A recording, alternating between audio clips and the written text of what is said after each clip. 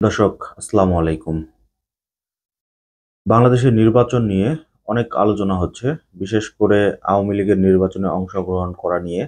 এবং এছাড়াও বিভিন্ন মহল থেকে বলা হচ্ছে আওয়ামী লীগের নির্বাচন করতে দেওয়া হবে না, বা তবে বিএনপির পক্ষ থেকে কিন্তু তারা কখনোই আওয়ামী লীগের নির্বাচনে আসা নিয়ে এটাকে কিন্তু কখনোই তারা আহ, বলছে না যে আওয়ামী লীগকে নির্বাচনে অংশগ্রহণ করতে দেওয়া হবে না।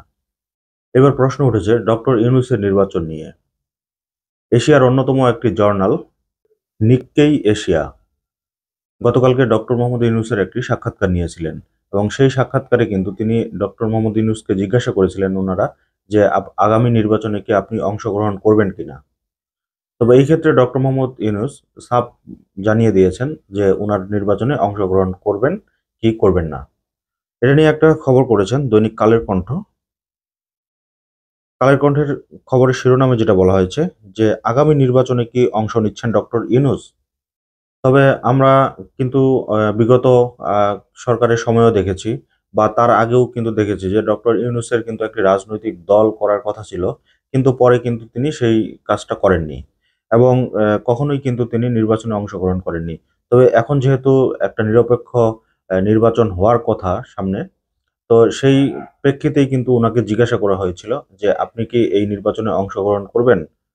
জবাবে ডক্টর ইউনূস যেটা বলেছেন সেটাই খবরে উল্লেখ করেছে। আমি সেখান থেকেই বলছি। আগামী নির্বাচনে অংশ নেবেন কিনা এমন প্রশ্নের জবাবে অন্তর্বর্তী সরকারের প্রধান ডক্টর মোহাম্মদ ইউনূস বলেছেন, "না, আমি রাজনীতিবিদ নই। আমি সবসময় রাজনীতি থেকে দূরে থেকেছি।" সম্প্রতি নিক্কেই এশিয়াকে দেওয়া এক সাক্ষাৎকারে তিনি একথা বলেন। প্রধান উপদেষ্টা বলেন, "যারা নীতিতে অটল, আইন-কানুন মেনে চলে এবং দুর্নীতিমুক্ত তাদেরকে নির্বাচনে দাঁড়ানো উচিত।" এটা একটা ভালো কথা বলছে। কারণ আমরা বিগত সরকারের সময় দেখেছি কিভাবে হাজার, হাজার কোটি টাকা দেশের বাইরে পাচার হয়েছে। একেকজন এমপি, মন্ত্রী এবং কি ইউনিয়ন পরিষদের মেম্বার পর্যন্ত কিভাবে তারা মানে হাজার, হাজার কোটি টাকার মালিক হয়েছে। একজন উপজেলা বা জেলা সাধারণ সম্পাদক বা সভাপতি আওয়ামী লীগের কিভাবে তারা হাজার, হাজার কোটি টাকা বিদেশে পাচার করেছে, এই জিনিসগুলো কিন্তু বিগত সরকারের সময় আমরা দেখেছি। তিনি আরো বলেন, "বিগত ১৫ বছরে হাসিনা সরকারের আমলে রাষ্ট্র পরিচালনার সব নিয়ম-নীতি ধ্বংস হয়ে গিয়েছে। আমরা এখন গণতন্ত্র, অর্থনৈতিক স্থিতিশীলতা এবং জনগণের আস্থা ফিরিয়ে আনার গুরুত্বপূর্ণ কাজ করছি। এই সংস্কার বাস্তবায়নে সময় লাগবে, কারণ আমরা মূলত শুরু থেকেই একটি নতুন বাংলাদেশ গড়ে তুলেছি।" নির্বাচন কবে হবে তা জানাতে অস্বীকৃতি জানিয়ে প্রধান উপদেষ্টা বলেন, "সংস্কার প্রক্রিয়া এর ফলাফলের উপর নির্ভর করবে নির্বাচনের সময়।" নির্বাচনের সময় নিয়ে কিন্তু বা প্রতিনিয়তই কিন্তু বিভিন্ন রাজনৈতিক দলের পক্ষ থেকে বলা হচ্ছে যে নির্বাচনী রোড ম্যাপ দেন, বা কবে নির্বাচন হবে না হবে এই ব্যাপারগুলো নিয়ে কিন্তু প্রতিনিয়তই প্রশ্ন উঠছে। বাট তিনি কিন্তু এই নিক্কেই এশিয়াকেও বললেন যে এটা নিয়ে সময় লাগবে, এবং তাদেরকেও কিন্তু খোলাসা করে কোনো কিছু বলেননি।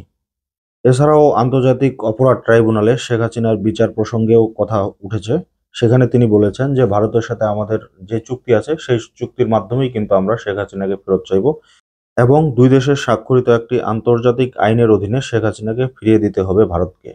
যদিও ভারত শেখ হাসিনাকে নিয়ে ইদানিং যে নাটক শুরু করেছে, সেই ব্যাপারগুলো কারোই অজানা না, এবং যে পরিমাণ মিথ্যাচার করতেছে বাংলাদেশকে নিয়ে সেটাও কিন্তু কারো অজানা না, এবং এটাকে কেন্দ্র করে কিন্তু ভারতে যে হামলা হয়েছে বাংলাদেশ দূতাবাসে সেটাও কিন্তু আমরা ইতিমধ্যে দেখেছি।